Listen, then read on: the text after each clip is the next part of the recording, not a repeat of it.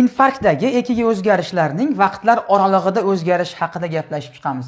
Demak, infarkt klinik belgilari boshlangandan boshlab 30 daqiqagacha bo'lgan vaqtda baland, keng va simmetrik tishchani hosil bo'lishligi, 30 daqiqadan 2 soatgacha bo'lgan vaqtda ST segment ko'tarilishi, 2 soatdan 12-48 soatgacha bo'lgan vaqtda patologik quv tishchani hosil bo'lishligi, 12-48 soatdan boshlab bir haftagacha 12-48 soatdan boshlab bir haftagacha ST segment tushishi, joyiga qaytishi va tishcha, manfiy tishcha hosil bo'lishligi bilan namoyon bo'ladi va bir haftadan bir oygacha bo'lgan vaqtda tishcha tushadi, tishcha tushishi bilan namoyon bo'ladi va manfiy tishcha qoladi.